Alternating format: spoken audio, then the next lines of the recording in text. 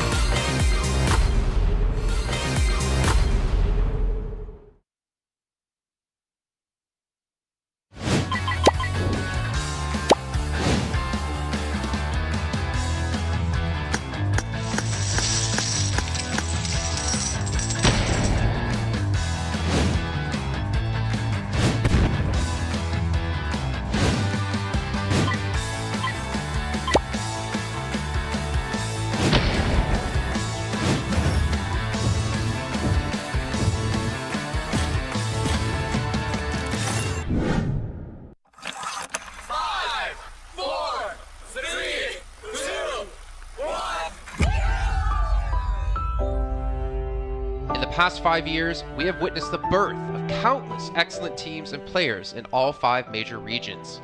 They are still remembered by us to this day. At the same time, we also remember our fans who loved us from the very beginning. On the occasion of this 5th anniversary, let's turn back the clock to the starting point of PUBG Mobile Esports, the Southeast Asia region, where all the stories began. As the first world-class event, PUBG Mobile Star Challenge gathered professional players from all over the world. With continuous development, the 2019 PUBG Mobile Club Open Global Finals is undoubtedly the most exciting event. 2019 Fall Split Global Finals, ladies and gentlemen, give yourself a round of applause! Among the countless rising stars, one shined particularly bright. Bigatron Red Aliens, a team from Indonesia, Bigatron Red Aliens! just got first place in the PMCO Southeast Asia Fall Championship, earning the chance to compete in the PMCO Global Finals in Malaysia. In the subsequent prelim stage, intense competition kicked off immediately. And finally, they advanced to the Grand Finals in 2nd place. BTR demonstrated impeccable strength in the competition. By the end, BTR was leading the lobby by a significant 106 points, bringing the first ever championship title to the SEA region.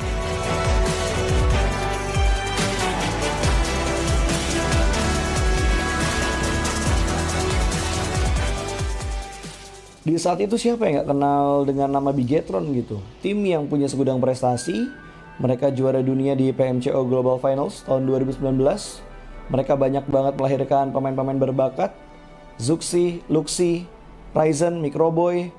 Terus habis itu Zuxi, Luxi juga saat mereka menjadi juara dunia, mereka berada di masa prime-nya mereka banget. PUBG Mobile Esports always strives to develop and grow year after year. That's why we made sure to continue the support and build the SEA region. In 2020, the improvement of the competitive schedule introduced the World League, which later became the World Invitational. We also launched the PUBG Mobile Pro League, where even more outstanding teams joined the competitive stage. In the 2020 PMWL, BTR once again clinched the championship in the East. This had given Southeast Asia the title of the strongest region in the world.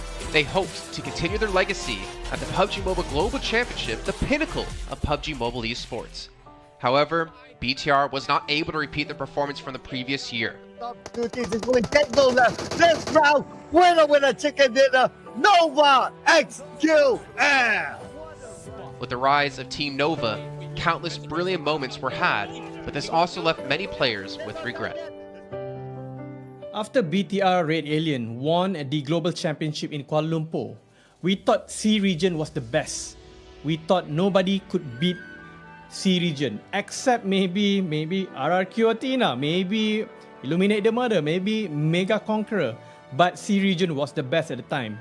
And we get to the league. We heard of a team called Nova. We thought maybe this team is not that good. On the contrary, they owned all the teams. They were very good.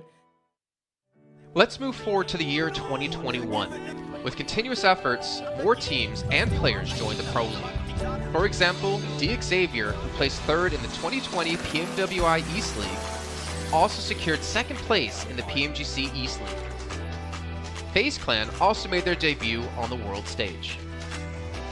Có thể nói 2021 là năm thành công nhất của Dingo Xavier trên đấu trường quốc tế, khẳng định vị thế và tên tuổi của Việt Nam vô cùng mạnh mẽ. Còn với FaZe Clan, đây là năm đầu tiên họ đặt chân đến với giải đấu cao cấp nhất của PUBG Mobile, nhưng lại khiến tất cả những đối thủ khác đều phải dè chừng và e ngại. Undoubtedly, the year 2022 has brought the greatest changes to the SEA region.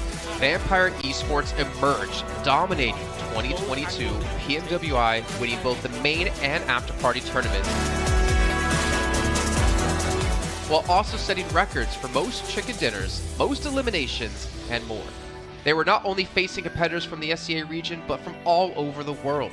Everyone was talking about VPE and wondering if they can maintain their performance at the Global Championship or if it was just a stroke of good luck. On the last day of the 2022 PMGC Grand Finals, VPE won 3 chicken dinners alone, moving from the bottom of the table to 6th place, achieving the best result for the SEA region. They pulled off another miracle, but sadly, it was not enough to win it all. In 2023, BPE continued their impressive performance. They once again won everything at the 2023 PMWI. 2023 PUBG Mobile World Invitational Champions, Vampire Esports!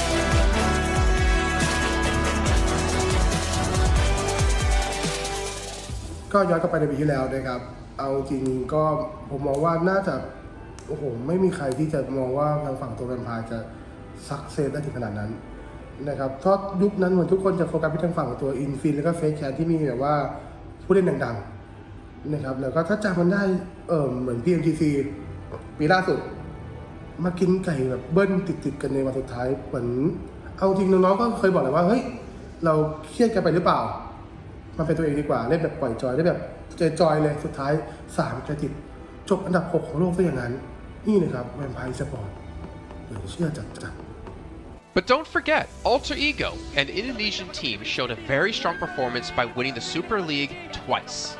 The SCA Super League was an upgrade to the previous championship, which by many is considered to be the most competitive league in PUBG Mobile. They could potentially become the next legend of the SCA region. Untuk dibilang legend, gua rasa belum sih untuk Alter Ego. Walaupun mereka sempat ngedapetin back-to-back champion untuk di PMSL 2023, itu menurut gua hanya sekedar untuk ngasih pembuktian gitu bahwa Indonesia tidak kehabisan pemain berbakat. Ya mungkin contohnya Rosemary gitu. Datangnya dia ke Alter Ego tuh bener-bener jadi ujung tombak untuk Alter Ego. Dan gak berhenti di Rosemary. Masih ada Alpha juga yang didatangkan oleh Alter Ego untuk mengisi kekosongan atau kekurangan dari Alter Ego. Dan gue rasa PMGC 2023 ini akan menjadi ajang global championship pertama gitu untuk Rosemary dan juga si Alpha. Jadi wajib banget kita nantikan performnya mereka di PMGC 2023. Dan please di notes pastikan tonton Alter Ego sampai akhir. Of course, there are many more teams we haven't mentioned, but these teams will all take part in the 2023 PUBG Mobile Global Championship. So what do you think? Who will be the ultimate winner in this year's PMGC? Will they be from SCA? Well, there's only one way to find out. Greetings, PUBG Mobile players! The long-awaited Frost Festival is about to commence. In the new version 2.9, we'll be introducing battles filled with a frosty atmosphere. Snow Battle is coming to town. Furthermore, you'll also get to experience updates to World of Wonder and Classic Mode. So let's dive right into it. In the Frost Festival, we'll be bringing you a series of snow-themed content, including a new Snowy Village-themed area, fun interactions with snow pals, and snow-themed items for more gaming fun and excitement. When miraculous December comes, the Frosty world will undergo some magical changes. Stay tuned for updates. Don't miss out.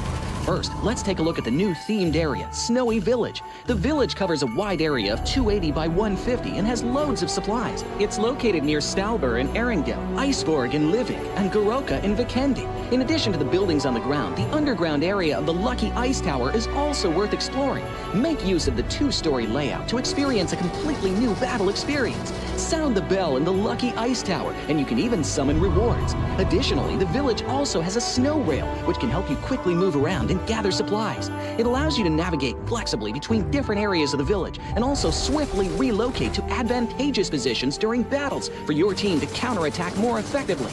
Of course, you should always remain vigilant to avoid becoming the target of an ambush. What's more, the village also features a special two-seat vehicle, the Reindeer. It's also a great choice for transportation as it allows you to swiftly move all over the map.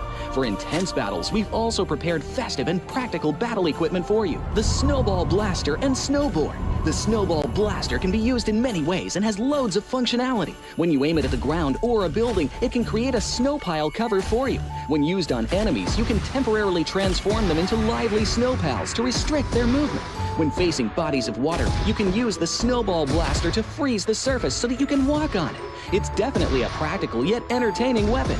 After transforming into a lively snow pal, you will be unable to use firearms to do battle. You'll only be able to rely on basic actions such as walking, running, jumping, and swimming to evade enemy pursuit. It takes some time before you can revert to your human form. Let's build a snowman together. The snowboard will also bring you a whole new experience. Apart from helping you glide and move on various surfaces, it can also be used with the Snowball Blaster. Explore the many possibilities and use these two items to have all kinds of fun. We've also designed very various interactive mechanics, such as searching for snow toddlers, lucky ice, and the snow blast zone. When you encounter a lucky snowman on the map, don't be in a rush to leave. There are 4 lost little snowmen hidden near the lucky snowman. Search for the 4 hidden snow toddlers and bring them back to the large snowman. You'll then receive a token of gratitude. There are lots of lucky ice scattered across the map. Shatter the ice to get the supplies inside. Try using a melee weapon to break the ice more easily. Furthermore, you'll find that snow has engulfed some red zones on the map, and the falling snow will bring about many interesting effects. Players within a snow blast zone will be transformed into a lively snow pal if they're hit by the snow. If the snow lands on the ground, a snow pile cover will be created. In this World of Wonder update, we'll be introducing a brand new transformation skill gameplay and a catch me hide and seek gameplay for you to enjoy the transformation skills to the fullest. Of course, you can also use this skill to create more interesting creations. We've also added a Snowy Village map template to celebrate the Frost Festival with creators. Additionally, we've also made some updates and improvements to gameplay devices, game parameter settings, and the editor. For more details, please follow the official PUBG mobile community. We'll continue introducing the latest WoW content to everyone. As for Classic Mode, we've also made some improvements to vehicles, firearms, creation mode, emotes, settings, and more. First, we've enhanced the designated marksman rifles. Some DMRs can be equipped with the full auto mod to fire in full auto. We've also improved the attributes and handling of some vehicles to enhance your driving experience. We've also added a new garage mechanic. From now on, you can choose your dream ride during matches. Meanwhile, we've also added a custom SFX adjustment feature. You can adjust the volume of some sound effects to whatever best suits you. As for creation mode, we'll be introducing some quick view features for watching the victory dance and fireworks displays and the new Frozen Kingdom themed performance in order to provide players with more possibilities for creative content. Furthermore, we've expanded the emote backpack. Now you can equip more emotes before entering the battleground. That's a wrap for the main content in this new version. In addition, new content will be added to the popularity battle event, Metro Royale, and season rewards. For more details, follow our official PUBG mobile community. Snow Battle is coming to town. Winner, winner, chicken dinner. In 2020, while the eyes of most PUBG Mobile viewers were focused on Southeast Asia as well as other regions, there was one region in particular that went under the radar, the 2020 EMEA League. Numerous teams from different regions were fighting for a spot in the 2020 PMGC. Among them, the teams from the EU region were the most dazzling. Kanina Power, which had previously won 3rd place in the 2020 PMWL West League, managed to break through and eventually won 6th place in the 2020 PMGC. Class Dilge Athletics from Turkey also successfully took 8th place. For the entire EU region, this was a great start, and in the future, the EU region would grow into an even stronger region. The EU region seems to have endless potential. They always have a number of astonishingly talented newcomers. In the 2021 PMWI, in addition to the veteran team Kanina Power taking 2nd place, the newly reorganized team in 2021, Next Ria, Xenox in the smokes, the solo by themselves, surprisingly won 3rd place. The EU region seems to just have endless potential. There's always a number of astonishingly talented newcomers coming up through the ranks, developing their skills, and in 2021 at the PMWI, you had some of the veterans there for sure. Kanina Power taking 2nd place, an incredible performance coming through from them to get that 2nd place. But not only that, you had the reorganized team for Next Ruya in 2021 who won PMPL Turkey. They came 1st in their region and then were invited on the back of that to the PMWI West to take 3rd place. So these new talents working as this new roster at the time, a phenomenal resurgence there, and there's so much more left in the pipeline, I'm sure, for this region. I'm really excited for what the future has, and I can't wait to see what they've got. In the 2021 PMGC, teams from around the world gathered once again. First of all, worth mentioning is that among all the participating countries in the grand finals, Turkey had the most with 3. Among them, teams like S2G and Next Ria finished 4th and 6th respectively. This was a massive achievement. The efforts of the EU region are constantly bearing fruit. Now they just needed an opportunity. 2021 yılında Dünya Şampiyonası istediğimiz gibi başlamıştı. Çünkü West aşamasında 3 takımımızı birden ilk 6'ya sokmayı başardık ve büyük finallere 3 takımımızı göndermiştik. S2G 4. olarak buraya katılma hakkı kazanmıştı ve kadrosunda Rip7, Timber, Kalse, Sylas gibi isimler vardı. Büyük finallerde ne yapacağını çok fazla kestiremiyorduk temsilcilerimizin çünkü dünyadaki takımların iyi performansları söz konusuydu. Büyük finallerde temsilcimiz S2G 4. olmayı başardı. Nexu'ya 6. olmayı başardı. Maalesef Fenerbahçe ilk 8'in dışarısında kalmıştı. Ama bu takımın ileride çok iyi şeyler vaat ettiği konusunda herkes hemfikirdi. Next, let's go directly to the 2022 PMGC. At a time when everyone was focusing on whether Nova could win 3 consecutive championships, a team that was not originally a favorite to win was about to become the focus on the stage. S2G performed consistently in the first 2 days of competition, always maintaining a position at the top of the leaderboard. And on the final day, S2G changed its conservative tactical strategy and sought to gain more elimination points in the last few rounds. And in the last round, S2G secured the championship with 15 elimination points. Champion of 2022, it is S2G! They finally broke through and made history for the EU region. 2022 Dünya Şampiyonası bizi büyük zaferler getirdi. Tabii ki Dünya Şampiyonası başlamadan önce bu zaferlerin geleceği konusunda çok bir fikrimiz yoktu. S2G kadrosunda bazı değişiklikler yapmıştı. Takıma yeni katılan oyuncular vardı. Özellikle Reis ile birlikte takımın form seviyesi gerçekten çok yüksekti. 2022 Dünya Şampiyonası finallerine 2 takım göndermeyi başarmıştık. Bir tanesi S2G, bir tanesi Fireflux. Maalesef 2 takımımızın kaderleri birazcık farklı oldu. İlk günden itibaren S2G sürekli olarak zirveyi kovalarken Fireflux için işler iyi gitmemişti. 3. gün geldiğinde S2G güzel maçlar geçirdi ve şampiyonluğu Türkiye'ye getirmeyi başardı. Bu Türkiye e-spor tarihindeki en unutulmaz başarıydı. This year, the EU region has continuously produced even more strong teams. First of all, G Gladiators won first place at the 2023 PUBG Mobile Pro League Spring Regional Championships and third place in the 2023 PMWI. Veteran teams like Next Ria and Canada Power have been performing better and better this year and successfully qualified for the 2023 PMGC. Subsequently, hot recent teams like Mad Bulls, BRA Esports, Major Pride, Elise Esports, Demorte, among others from EU, have also successfully gotten a spot in PMGC. They all look forward to continuing the success of the EU region in 2023. There are many questions surrounding PMGC. Will S2G successfully defend their championship? Will another EU team lift the trophy? Could it even be a team unexpected to win it all? Let's witness it together in Turkey.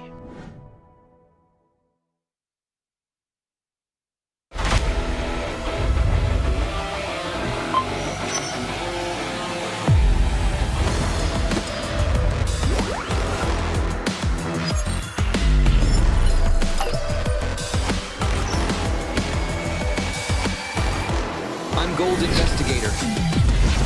Join the Investigator team and let's protect the game's fairness together.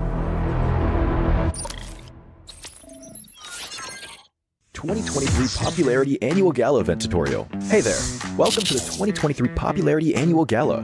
We've introduced a brand new competition and upgraded rewards. You will have to go through 10 rounds of 1v1 matches and compete to become the first ever PUBG Mobile Popularity Annual Gala champion. So let's get right to it. New competition, ladder competition. The Popularity Annual Gala event will be utilizing a new ladder promotion system. Players' initial ladder grade will be determined by their battle points at the end of the first round. Ladders are divided into 6 grades: Triple S, Double S, S, A, B, and C, with Triple S being the highest. Ladder promotion rules. Players are ranked based on the popularity they gain during the battle period. For rounds 1 to 9, the ladder results are settled at the end of every round's battle. Apart from ladder grade C, each ladder has 100 spots, with the top 20 promoted, the middle 60 retained, and the bottom 20 demoted. If you're trying to move up the ranks, be sure to stay within your ladder's retained threshold or higher before each round is settled. Additionally, ladder grades can only be promoted or demoted by 1 grade at a time, so your performance in the assignment round is crucial. Be sure not to miss it. Final Showdown. Based on the rankings from the previous 9 rounds, Round 10 will be the decisive showdown to determine the final rank and ladder grade placement, including the champion of the 2023 Popularity Annual Gala, who will emerge as the ultimate winner. New exclusive rewards. At the end of Round 10, rewards will be issued based on the player's ladder grade and final rank. For outstanding players, they will receive exclusive rewards that can showcase their supreme honor both in and outside the game. In-game rewards include the Honor Title, Honor Name Tag, and Honor Avatar Frame, which are sure to make you stand out. Moreover, there are also physical trophies, interviews, custom-made popularity gifts, official social media promotion, game exposure, and other exclusive honorable rewards. Gain global renown both in... What are you waiting for? Participate in the 2023 Popularity Annual Gala now.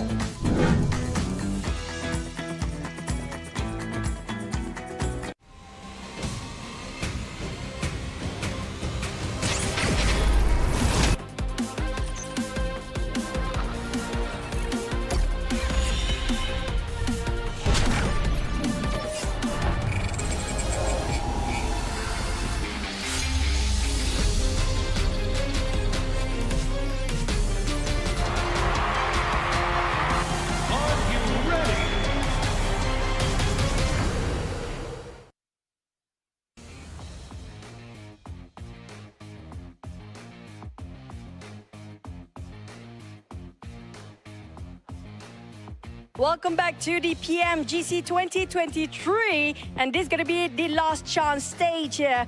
And I'm live in Malaysia, Battle Arena PJ, with me none other than Potato coming out from Alter Ego. Now starting off our questions and brief interview for the day. Now, for Alter Ego, you guys were PMSL champions back-to-back for 2 seasons, but it feels like there's a lot of challenges for you in the PMGC League stage. What was the biggest difference if you compare during the PMSL and even the PMGC now?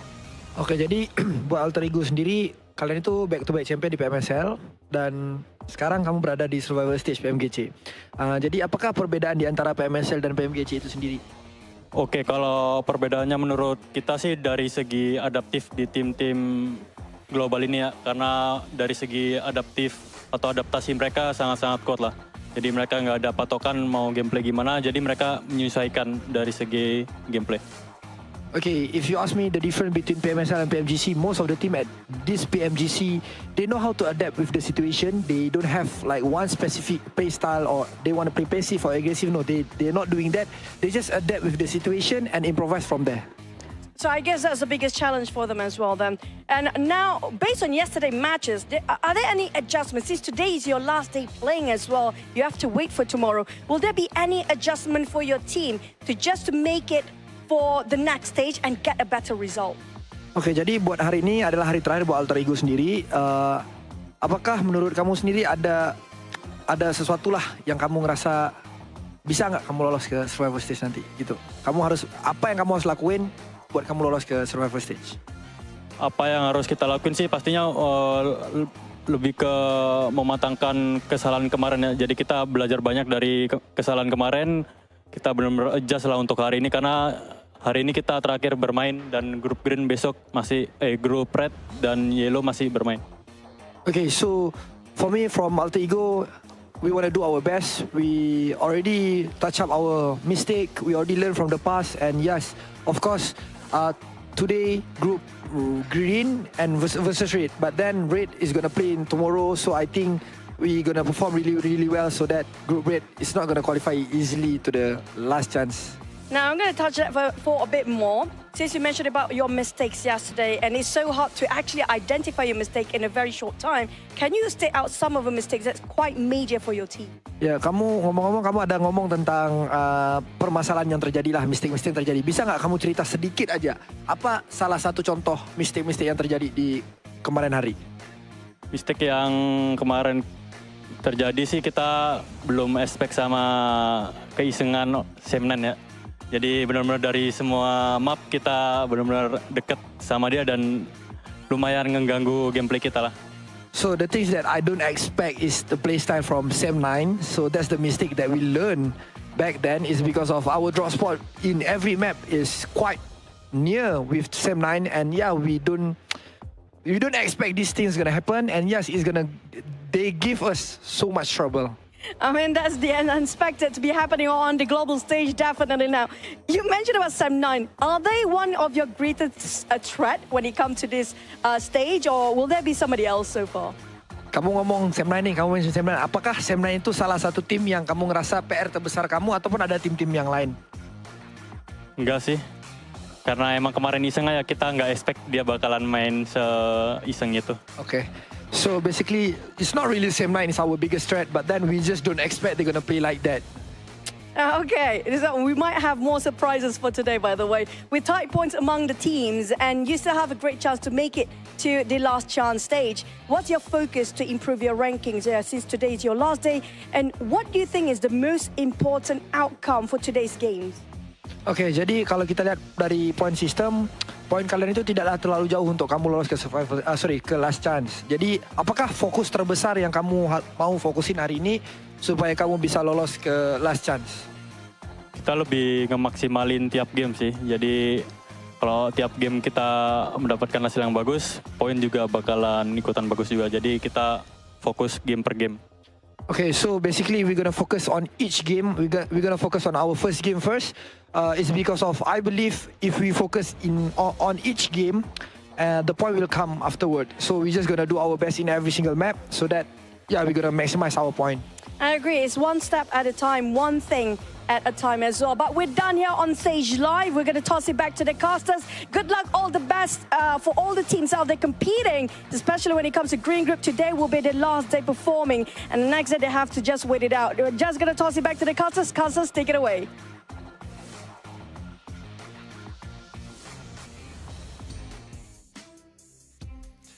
Well, as you heard there, Potato, Altigo, and all the teams from Group Green, this is your last chance, your last 6 matches to get as many points as possible and potentially keep yourself in the safe zone. I'm Jason Kaplan, and we got Maxman and Kalaris here on the desk to break down everything happening, obviously, yesterday and what's to come up today. And honestly, Max, well, no, wait, I'm not going to go to you, Max. I'm going to go to Kalaris first. Altigo had a rough day, to say the least. Yes, they did, and I VOD reviewed them quite extensively. So obviously we heard in the interview there that, Sem9 was one of their downfalls. Luckily for them, they're not playing today. However, I think that is not the issue for them. Yesterday, the issue for them in 4 games out of the 6 was unnecessary risks. You think back to the Sandhawk, you get caught in the water, BTR takes you down, you're done. You think, and the other water scenario on Erangel as well, that was not required whatsoever.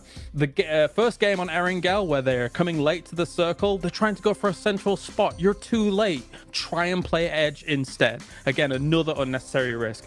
And then finally, Sem9 on Erangel being able to take them out when they're trying to find cars, right? So all of these unnecessary risks that they're taking could be easily mitigated if they're just playing a bit more mature PUBG Mobile and trying to play a bit more of a controlled style. Well, there you go. Before we can hop into some more analysis here, Max, I know you're just ready to talk. Got to remind you guys at home about the Infinix GT10 Pro official smartphone here at PMGC 2023. And while you're on your new lovely device, make sure you check out TikTok with the tag PMGC 2023 to find out some stuff behind the scenes, hopefully some interviews, hopefully anything for you guys to watch. And of course, if we do post about the event, make sure you use the hashtag as well. But Max, as you heard Kalaris break down Altigo, there's another team out there we really have to focus our attention on, a team who had a special invite into the group stage. It's G Gladiators. I don't know. I don't know if I want to talk about them. I'm making you talk about them. I don't know. I want to talk about them. I mean, Gladiators, we expect more, right? I still believe in the Gladiators cheese. They're going to cheese until the very end here, Jason. They're going to maybe qualify to the survival stage, to the last chance, should I say, with just a few points. But I want to look onto other teams possibly, because we got also a big shift of groups, right? And one of the few teams that's been added to the mix today that I'm especially excited to see play is going to be Nigma Galaxy. They played exceptionally well back in their Group Red, and especially with Coops, he was the second top fragger of his group. One of the best pickups, I would say, in the entire year of PUBG Mobile eSport, right? With how they are able to take these fights now, how aggressive they are. I'm especially interested to see how they're going to fight for their spot in Pachinki on the Wrangle against, I believe it's the Xavier, how that really unfolds. But Nigma Galaxy has to be one of the teams that everyone is looking at to qualify for the Grand Finals, so they're a very big favorite for me here going in these matches. I'm hyped for them. I'm also hyped for Duxan as well, because South Korea, let's go. Here we are. Oh. They're awesome. They're awesome. And I mean, to be fair, they had a great start to their group initially, and they kind of fell off slowly as time went on. But I've said it multiple times, as South Korea constantly gets more and more days, more games on the board, they're great at assimilating information. All of their teams, all of the teams that qualify for PMGC. So I'm hoping for Duxan to prove big here again today. That was great analysis about gladiators, by the way. I was going to say, well, that's great stuff to talk about, obviously, Enigma Galaxy and Duxan. But, Max, I really want to hammer home about gladiators here.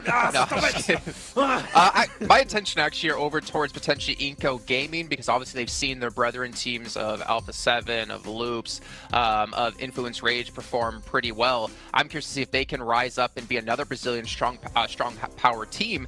But also Hyper, because the roster they ended up fielding in Group Red wasn't the roster they ended up fielding in Americas, or the team they ended up fielding in North America PMPL.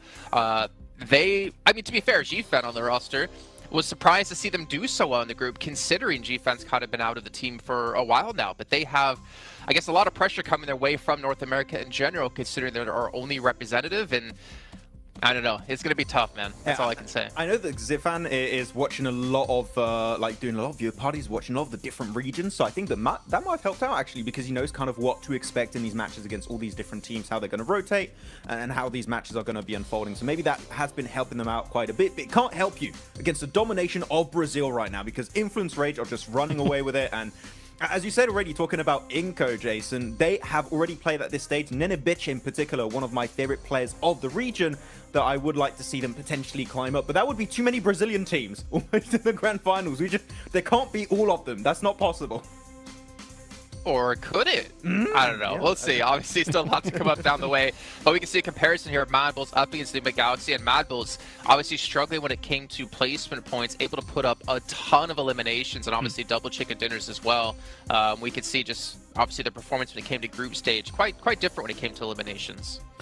For me, Enigma Galaxy, I do feel like they were the one surprise for me, especially out of Group Red, to not advance through to the grand final straight away. I mean, they just fell short of Morph by a few points here and there, because Enigma Galaxy had a great start, and we know this team as a very formidable roster. I mean, I think a lot of people put a lot of stock in if Coops is gone, then if he's eliminated early, then maybe they don't have much legs to stand on. But I don't necessarily hugely agree with that. Of course, he is a force to be reckoned with, right? And somebody that is going to be sitting very strongly with him, as you can see here with the 43 eliminations. But this team still is able to play a macro game, even if Coops is gone. It's just that he is quite the powerhouse to speak of.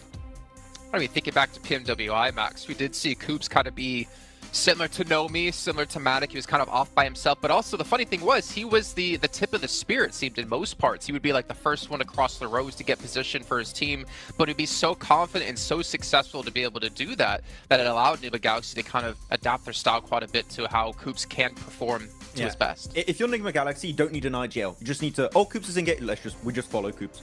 Enable him. No, just enable Coops, exactly, to kind of take these fights, because clearly, as you said, he is the spearhead of these scenarios. He is the one that is leading the charge for this fight. And a lot of the time it's very successful when it works out that way. And the rest of the team, sure, they can frag out. We know Lord, we know Freak, we know how Rauf can also pop off in these matches, but clearly it's just the setup around Coops. If he gets knocked, pick him up. You want to keep him alive as much as possible, which is what I wanted to see almost from Quest with Al-Hajj, but it's just not been the case. Al-Hajj has been going out early, so it goes to show how important it is to keep a star player like Coops alive until the very end, because it increases your odds of winning those matches pretty significantly. So yeah, I hope that it's going to work out for them, though. If you're looking also on this graphic, Radio Seal, currently Reject, we had some great moments, right, Kalaris, in the group stage. They've been a little bit invisible currently at the start of this tournament. There's still a bit of time for them to come back and hopefully qualify for the last chance, but Reject have not had the start I was expecting, and that might be also off the back of that long break between Group Green and now this point of the tournament. Honestly, I have a bit of a grim outlook for Group Green, in my opinion. We'll also take a look at some of the highlights, because, I mean, you've got 6 of their teams not able to make it happen yesterday, right? I think Alter Ego was the top out of those 6 teams with 22 points, and that's kind of why I focused on them a little bit in my VOD review from day to day, because I do feel like Alter Ego is the one that can try and get out of that rut that Group Green has put themselves in yesterday, because it is their last chance today.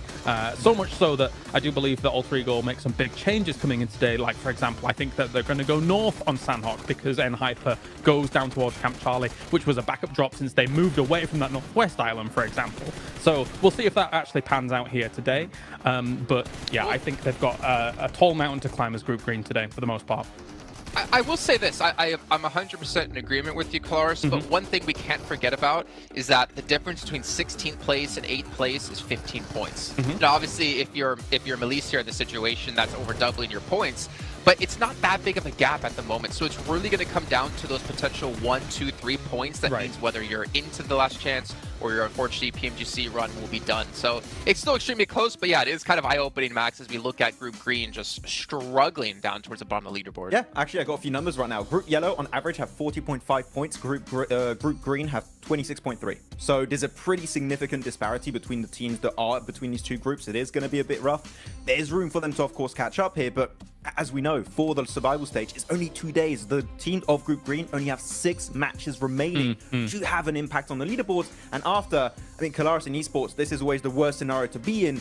You just got to stay and watch and just hope that the other teams around you don't perform well, which is the most insane situation to be in, because you just cannot have the impact you're hoping for anymore. No, for sure. It's a terrifying prospect to actually kind of stare down. For Rejects, of course, I think that obviously right now they got themselves 17 points yesterday. Compare that to the group stage that they had, which was 188 points in total. For me, I don't know if 2 days is enough for Rejects and rotating lobbies for them to gain traction, because Rejects' performances came in the latter stages of their group as a whole, compared to some of the earlier days and the early results. That said, as well, there's some uncharacteristic numbers that came out from yesterday. Procedure, for example, only 10 eliminations across 6 games. This is a team that can get that in one game, no problem, considering what we saw from them in the group stage. So my eyes are also on them, aside from Alter Ego, because I just think that they're capable of more. 100%. I completely agree, and unfortunately just not seen out of them and the Twins. But you know what, obviously rotating groups, I think for me, as you kind of mentioned, right, like we have rotating groups, it kind of doesn't favor some of the teams. But for me, PMGC is always about finding the best all-around team, because there's so many different kind of mini tournaments within tournaments, right? You have your group stage where you play out the same teams over the course of 3-4 days. Then you have this event where you have rotating groups, you have to be adaptive. Then you get to the grand finals where it's going to be a sprint, or I guess the last stage coming up in just 2 days, where it's really a sprint, right? With just 2 days of play. You got to be good all around, and we're going to find the team to be just that, hopefully, very, very soon. But one team I did want to focus on, just really quickly, because I want to throw this out there in case it happens. Influence Rage. You're so far in the lead, there should be no chance you're ever going to fall into the bottom 8. Do you start to hot drop on some teams' potential, start to kind of put yourself in rotational paths of some of the teams, well, obviously not them because they're not playing here, maybe Mad Bulls is a better case in the situation, to punish teams and prevent them from potentially qualifying? Because Influence Rage will come tomorrow, Mad Bulls is today. We always theorize this, and it pretty much never happens, right? But I want to see it! You want to see it, okay, but are the teams going to take that risk? I'm not quite sure. You could do it if you want at the second half of the day. I think now is a bit early to do that. You're safe. You're not 100% safe, so just... Mad Bulls? You don't... I mean, for Influence Rage, I would just say, just play the half of the day, just chill, normal. Then if you want, and see how it happens. I think the earlier you do it, the more responsive teams are going to be to that, and they're going to adapt around you, potentially hot dropping them, right? So if you Influence Rage, Mad Bulls, BTR, maybe you want to take a bit more time before going for a play like that. I don't know who you'd want to pick out. Maybe Rejects, maybe also Gladiators right now could be a team to take down. I don't know, could be. I have a thought. I do think Mad Bulls is relatively safe. I mean, considering that I think that their performance will continue here throughout the day. I think if you were going to target anybody based on these two groups alone, I wouldn't even mind looking towards Procedure for on Erangel. If you think about their potential rotational paths from something like Yasnaya going up against kind of Rozog, sometimes those can potentially clash from time to time, and Erangel is the most, as we all do our little things. Please sir, I want to be next. You know, I think that could be a target. If they were going to do something, I don't know whether they will though. I'd even go on Alter Ego, to be honest. I think that would be a good team to take down. Maybe. They could be a threat. I mean, that's a good point. If you prevent people from hot dropping you when we get into the last chance stage, then it means your position's going to be a lot cleaner. You're limited in games. You have a better chance of qualifying through. But let's see what's going to break down as we're heading to our first match of the day with Sandhawk. Going to throw it over to our commentators of Jack and Blink to take it away. Thank you, Jason. Oh, it's exciting already because I kind of like the way you can see we're all there in anticipation. It was cool. I like the way you kind of had, you know, we're in school blank. We want to get our opinions. Oh, in. yeah. Because even me and you were speculating, we're theory crafting.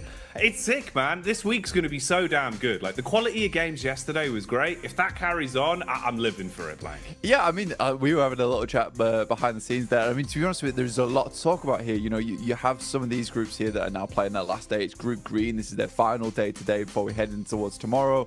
Everyone gets 2 days of play between both the survival stage and that last chance. And some of the players, some of the teams in Group Green are in real danger right now. It's a stressful experience. U-Do Alliance, they look happy, they look ready to go. They look very, very excited to get things on the road here. They had a pretty good upwards trend over in their group. Didn't start off so strong, but ended it quite significantly well. Obviously not getting in towards that direct invite stage, but yeah, for Group Green, things do get a little tough here. And you know, we were chatting about, like, you know, there's really only a couple of teams from Group Green that we actually thought were fairly decent towards the end of it, and it kind of felt like the group of death. But the more we look into it, the more we see there's actually some very, very good teams in some of these other groups that definitely deserve more praise. Absolutely. I think that's sort of the speculation that we had when we came to this agreement, you know, like looking back on it, in retrospect about the rose-tinted goggles or green-tinted goggles, really, the upper echelons of that group were absolute masterclass, right? Even Reject Tokyo couldn't be lumped in with that, with how well they were playing over that week. But since coming into this, well, hang on a minute, hold that thought. It seems that hot drops are happening, Blank. What's going on here? Straight into the action. Is that Mad Balls under pressure already? It is Inco versus Mad Balls here. And we saw this versus Mad Balls in the very first day of their group versus Falcons. They lost their hot drop, but they're used to it now. They're expecting something to go off. They've already found one knock off the bat here. Let's see if they can find any more, Jackie.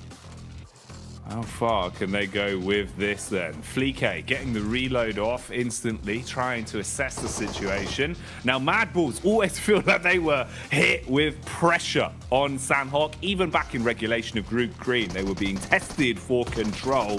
Inco are the ones that are starting to show up here, though. Early damage done. Fleek down by the DBS. Another knock coming in, Blank. Bit of a trade, but now we're seeing them both be severed. Lots of damage across either squad now. It was one apiece, but Inco were able to get that res off there. Vitali will finish off Fleek in the meantime. Zerich desperately trying to hold his own. Becker trying to head down the stairs. Nice little peek out coming through from Inco. Only one Mad Bull left remaining, but it's Tulika. He was having a fantastic day yesterday. Not about to let this game slip out of his hands, but he's only got one teammate left to bring up, but a huge amount of damage onto Squash. Last player alive, Tulika. Can he clutch this out? Oh, is it going to be burned clutch like a used car salesman? Drop down for Squash, seeing if he can clear his way through as the bullets come flying. Tulika calls for the backup of his teammates, rotating further over so he's got room to try and pick him up later if possible. Doesn't peek off the back of the bait of the movement either, so Squash still holding. Frozen expires, and it's all on Tulika for good. No chance of getting his teammates back, so worst case scenario has happened here. Even if either one of these solos get away and give up the final elim, you have crippled yourself coming into the opening game today. And this is it, Blank. They've got to roll with the punches now. Yeah, Nima Galaxy also having a little peek in here with Ralph off in the distance alongside of his teammate. So this fight is not going to go well either way for both squads right now. Tulika is on the broadside, will be spotted almost immediately. This shotgun that Squash has found himself alongside with the SK-12 that he's currently holding on to, it is just stressful to deal with now for Tulika indeed. One shot will be enough to take him down unless he's at distance, but for the Mad Bulls, this is still sort of an important fight to win out on, right? You do not want to be losing your spot in Ruins. You don't want people to be feeling like you're an easy prey come towards that direct invite towards the PMGC, that global championship.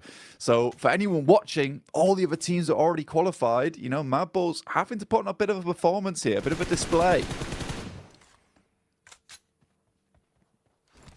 Goodbye.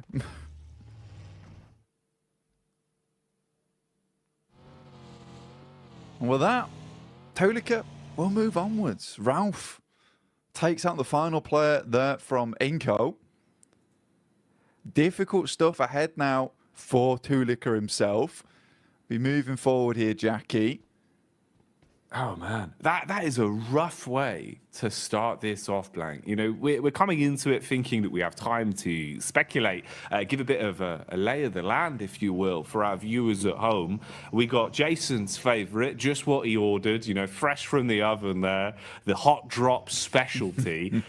Mad Balls just walking away with just the one man as well. The worst case scenario, really, Blank. And then a third party to steal that last elim. Ooh, wrap that up in a neat little package. If that isn't a little taster of the sort of shenanigans we're going to be seeing today, then I don't know what would be. You know, maybe like a beef stroganoff. Yeah, I mean, for some of these teams, some of these squads, right, it was kind of interesting because we were sort of speculating, is Mad Balls going to be the one to hot drop? In the end, they have to, but it's Inco who does engage that. And I think for Inco, maybe not the greatest thing to happen. I mean, we were talking about how, you know, here on Sandhawk, you do want to try and get as many points as possible, squeeze out as much as possible from this map, because you're only going to see one of it anyway. You don't want to go heavy on these games. Tixie all by his lonesome here. No one else to help him. He's got a DBS versus the three-man squad here of Quest. Easy, straight around the corner. Easy two-pump, double barrel action. Straight into the face of Kitsune as well. Causes him to go bounding around like a very aggressive bunny rabbit. And he's put the foot down, Blank. At least hits onto a one. The sprint out as well. Basically just offering themselves up as sacrifice there. Those are some freebies for Gladiators. You get the response in as well for the situation. Get everyone back on their feet. You're going to be happy with that.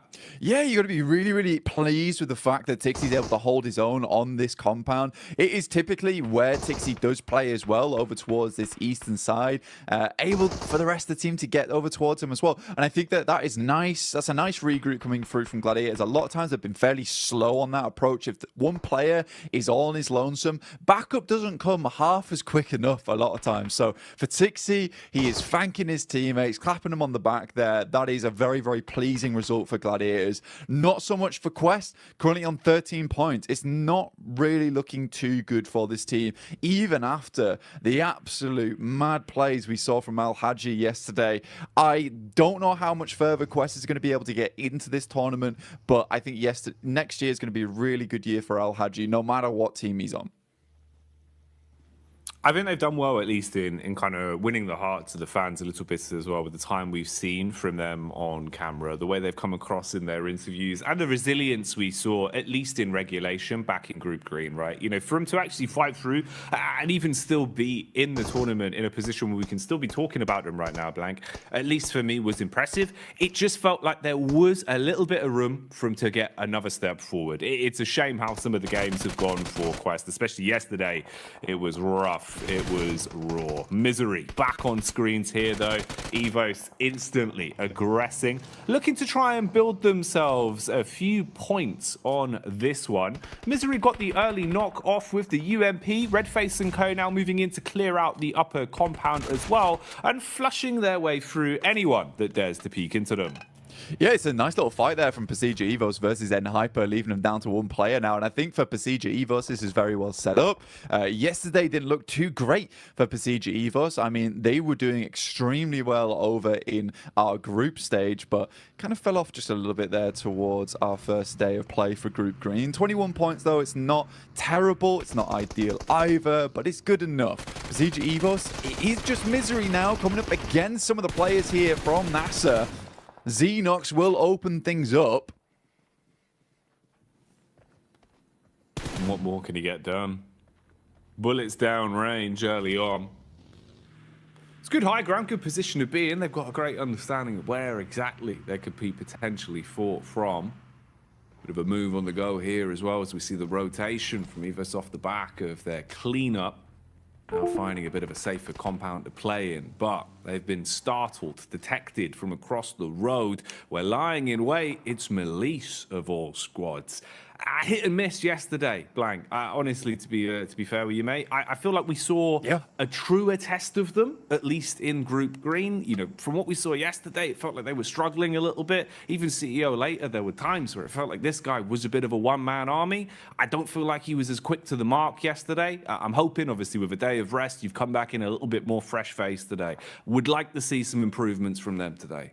Yeah, I mean, for the Turkish squad, it's just a little bit difficult for them at the moment. I mean, they've been making a lot of right moves. And I think for an Edge team that likes to kind of read into opponents' movements around the map and cut the legs out from underneath them, they did a good job of it in terms of theory, right? In theory, where they were playing, it was all fantastic. Then they were going down to these engagements. They weren't always able to win it out very cleanly with a four-man squad going onwards and just clearing from there. And they ended up just losing games very early on. And this kind of the risk with playing Edge a lot of times whilst you're holding out and guarding those Edge sides is that if you get into an engagement there, you lose it, right? There's not much chance of getting very much further into the game. For other teams that like to leapfrog from Edge and then send towards a kind of a middling position between the center of the circle and the outer side of it, you have much more chance to get further into the game and maybe pick yourself some pretty consistent placement points off the back of it. And we had a really good conversation as well yesterday,